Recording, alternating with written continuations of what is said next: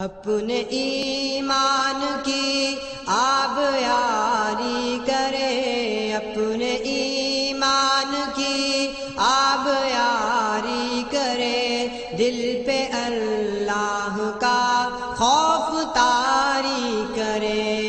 اما بعد فاعوذ باللہ من الشیطان الرجیم،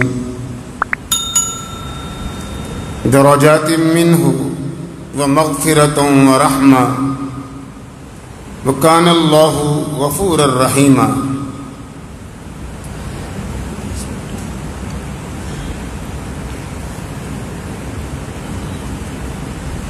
جامع ترمذی، مسند امام احمد،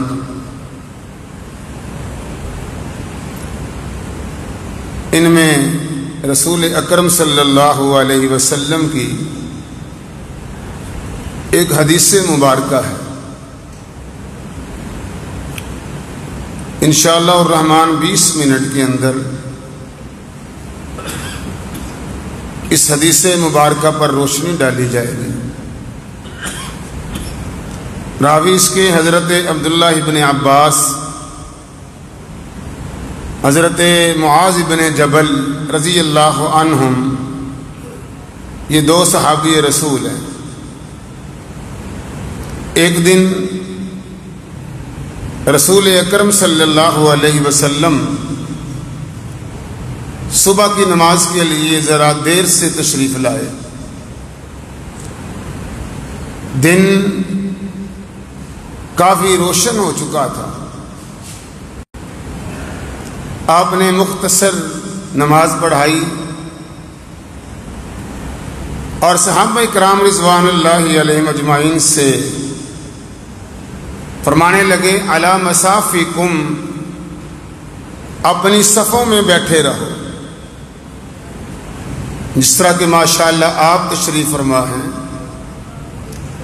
نماز فجر کے فوری بعد رسول اکرم صلی اللہ علیہ وسلم نے وہ حدیث بیان کی جو نماز فجر کے بعد جامع مسجد انس بن مالک میں بیان کرنے لگا۔ فرمانے لگے کہ آج جب میں نے تہجد کی نماز ادا کر لی، میری آنکھ لگ گئی، پھر جو آپ نے دیکھا وہ صحابہ کرام کو بیان کیا۔ کیا آپ نے دیکھا؟ اور اللہ کے رسول صلی اللہ علیہ وسلم کی جو خواب، دیگر انبیاء کی بھی جو خوابیں ہیں، وہ اللہ تعالیٰ کی طرف سے وحی ہوتی ہے۔ رؤیا الانبیاء وحی،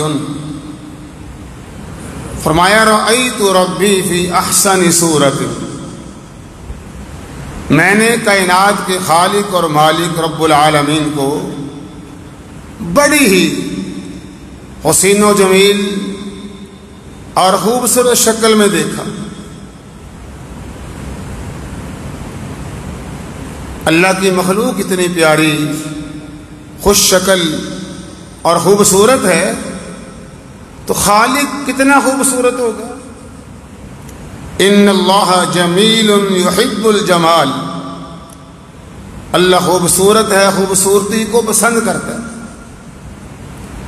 اور یہ دیدار الہی آپ نے خواب کے اندر کیا۔ حالت بیداری میں کوئی شخص بھی، حتیٰ کہ اللہ کے رسول بھی، اس دنیا میں اللہ کا دیدار نہیں کر سکتے۔ لا تدرکہ الابصار وہو یدرک الابصار، البتہ جنت میں وجوہ یومئذ ناظرہ الی ربہا ناظرہ، مومن اللہ پاک کا دیدار کریں گے۔ تو اللہ نے فرمایا، یا محمد قلت لبیک وسعدیک، فرمایا اے محمد صلی اللہ علیہ وسلم، میں نے کہا یا اللہ میں حاضر ہوں، بار بار حاضر ہوں۔ پوچھا فیما یختصم الملأ الاعلی، جو میرے مقربین معززین فرشتے ہیں کس مسئلے میں بحث مباحثہ کر رہے ہیں؟ یہ بحث و مباحثہ عرش معلیٰ کے نیچے جو فرشتے ہیں ان کے اندر بھی ہوتا ہے، اور ان کا موضوع سخن انسانیت کے بارے میں، بنو آدم کے بارے میں۔ آپ فرمانے لگے لا ادری، یا اللہ میں نہیں جانتا۔ فرمایا اللہ پاک نے اپنا دست مبارک میرے دونوں کندھوں کے درمیان رکھا جہاں پہ مہر نبوت۔ فرمایا اللہ کے ہاتھ کے انگلیوں کے پوروں کی ٹھنڈک میں نے اپنے سینے میں محسوس کی، اور وہ سارا منظر میرے سامنے آ گیا۔ اللہ نے پھر پوچھا، ہاں یہاں پر ایک بات، اللہ کا ہاتھ بھی ہے، ہاتھ کی انگلیاں بھی ہیں، انگلیوں کے پورے بھی ہیں، جس طرح کے اللہ کے شیان شان ہے۔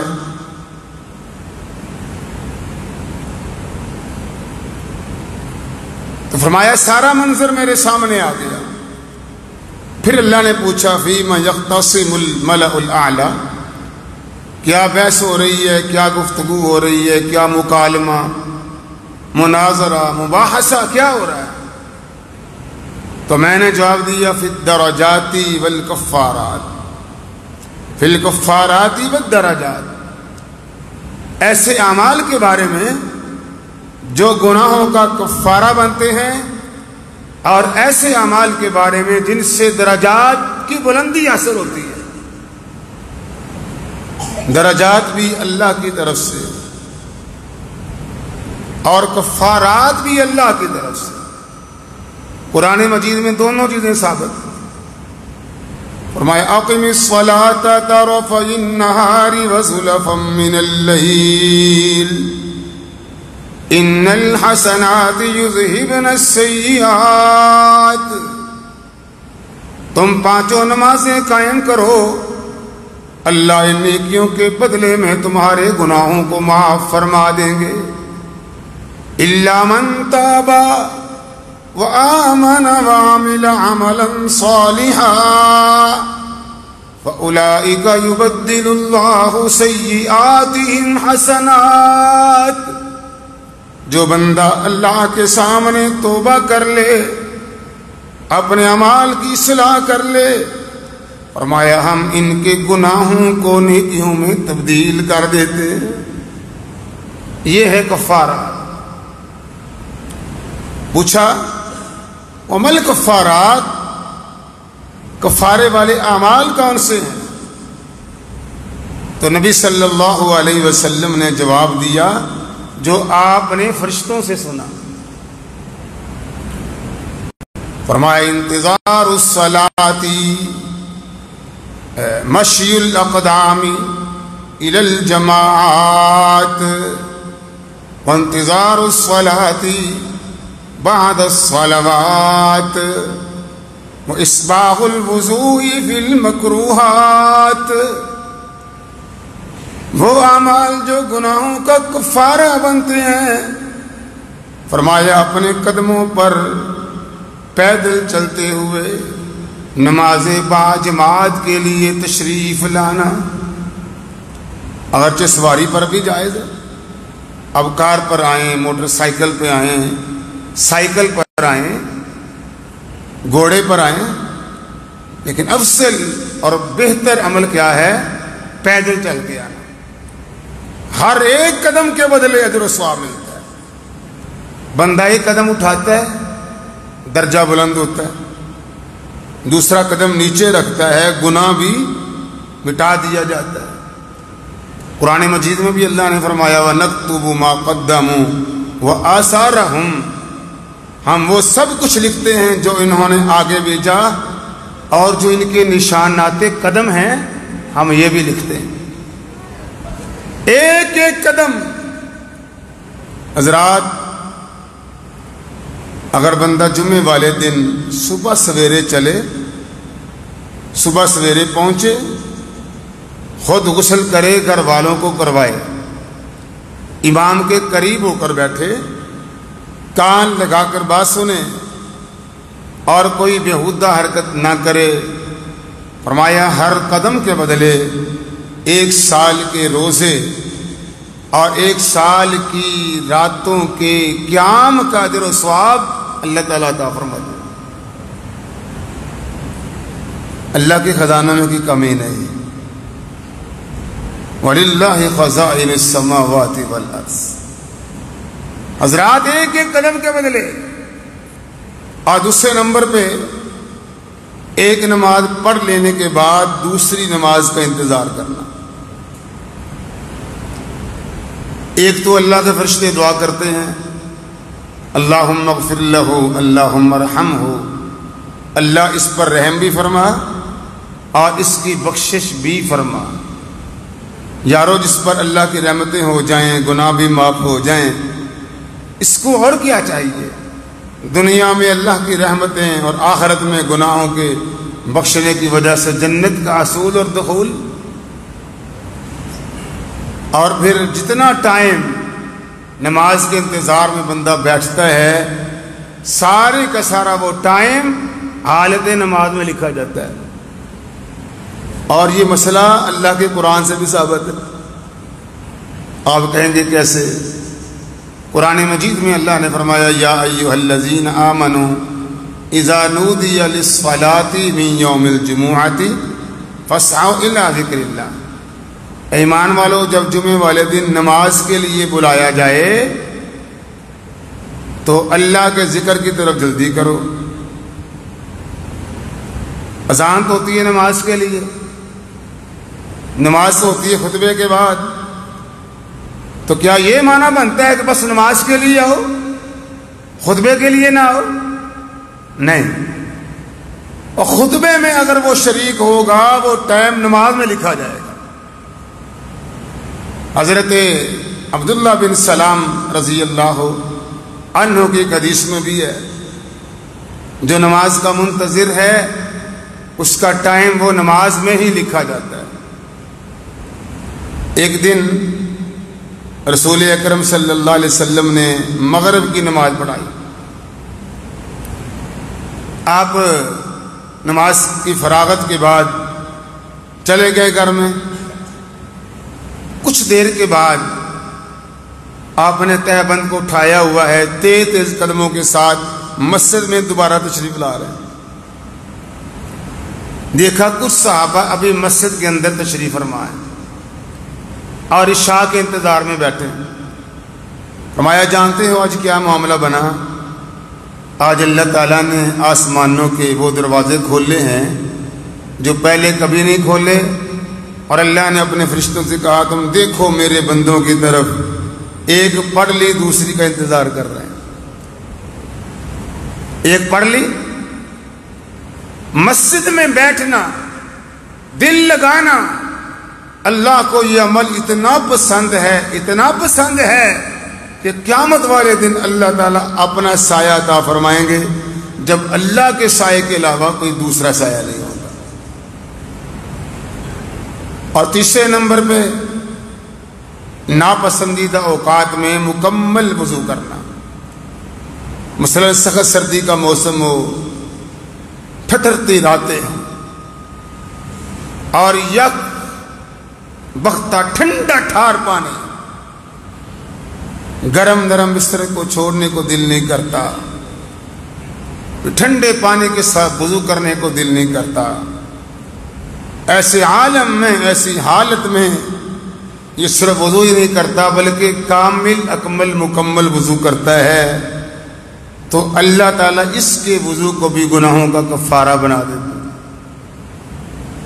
تو حضرات، بندہ عام وضو کرے، ہاتھ دھوئے ہاتھوں کے گناہ معاف، چہرہ دھوئے آنکھوں منہ کے گناہ معاف، مسح کرے کانوں کے گناہ معاف، قدموں کو دھوئے قدموں کے پاؤں کے گناہ معاف، اور جو مکمل وضو کر کے دعا کر لے، دعا پڑھ لے، اشہد ان لا الہ الا اللہ وحدہ لا شریک لہ واشہد ان محمدا عبدہ ورسولہ۔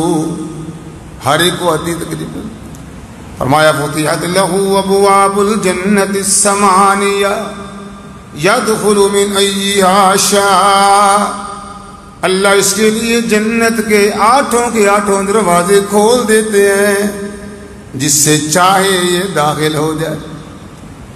یار کتنے چھوٹے چھوٹے عمل، کتنا بڑا اجر و ثواب۔ اور بحث کن کی ہو رہی ہے؟ فرشتوں کی۔ ہم انسانوں کے بارے میں ہیں وہ اللہ کے مقربین فرشتے جن کا کوئی گناہ ہے ہی نہیں، معصوم۔ فکر انہیں کن کی ہے؟ ہم انسانوں کی۔ ہمیں اپنی فکر نہیں، لیکن فرشتوں کو ہماری فکر ہے۔ پوچھا گیا محمد درجات کیا ہیں؟ فرمایا افشاء السلام واطعام الطعام وصلاۃ اللیل والناس نیام۔ السلام علیکم کو عام کرنا، لوگوں کو کھانا کھلانا، اور جب رات کو لوگ سوئے پڑے ہوں اٹھ کر قیام اللیل کرنا۔ یہ 3 ایسے اعمال ہیں جن سے درجات کی بلندی حاصل ہوتی ہے۔ درجات منہ ومغفرۃ ورحمہ، درجات بھی اللہ کی طرف سے، بخشش بھی اللہ کی طرف سے، اور رحمت الہی بھی اللہ کی طرف سے۔